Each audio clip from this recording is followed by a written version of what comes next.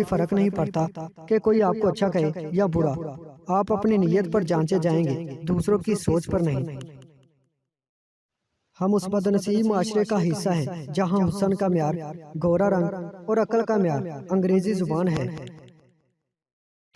छोटी छोटी चीजें अक्सर तकलीफ देती हैं, जैसे कि हम पहाड़ पर तो बैठ सकते हैं लेकिन सुई पर नहीं। तीन काम ऐसे हैं जिसकी वजह से गम जिंदगी में शामिल हो जाता है।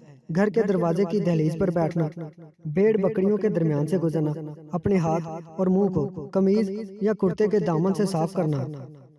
दुनिया में भौंकने वाले कुत्ते बहुत हैं। जीना चाहते हैं तो इनकी आवाज ना सुनने की सलाहियत पैदा करें। अगर कभी आपका दिल बिला वजह ही बेसुकून हो जाए तो जान लेना कि आपकी रूह अल्लाह का जिक्र मांग रही है। अगर सब्र वहाँ किया जाए जहाँ अमल करना था तो यकीन मानो ये सब्र नहीं काहली है। और अगर खामोशी वहाँ इख्तियार की जहाँ अल्फाज की जरूरत थी तो ये अक्लमंदी नहीं बुज़दिली है। अपने चेहरे पर कोई दर्द ना तहरीर करो। वक्त के पास ना आंखें हैं, ना एहसास, ना दिल।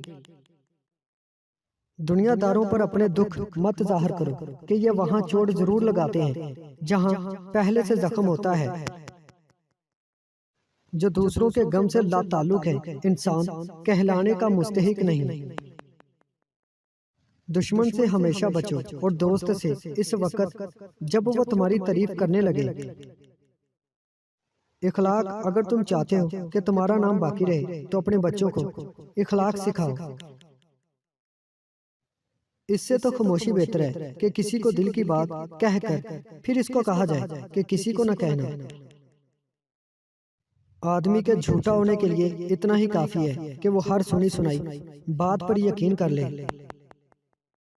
तुझे तेरी औकात का इस दिन पता चलेगा ऐ इंसान, जब लोग तुझ पे मट्टी डालकर हाथ भी तुझ पर झाड़ेंगे।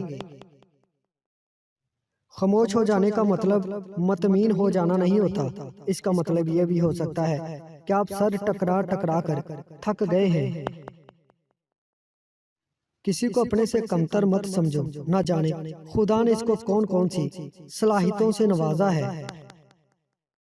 पाक है वो जात जो बर्दाश्त से भरकर दुख नहीं देता मगर औकात से भरकर सुख देता है। उम्मीद करता हूँ दोस्तों आज की वीडियो आपको पसंद आई है। वीडियो पसंद आई है इसको लाइक कर दें, हमारे चैनल को सब्सक्राइब कर दें और साथ ही हमारे फेसबुक पेज को लाइक करना मत भूलिएगा। शुक्रिया।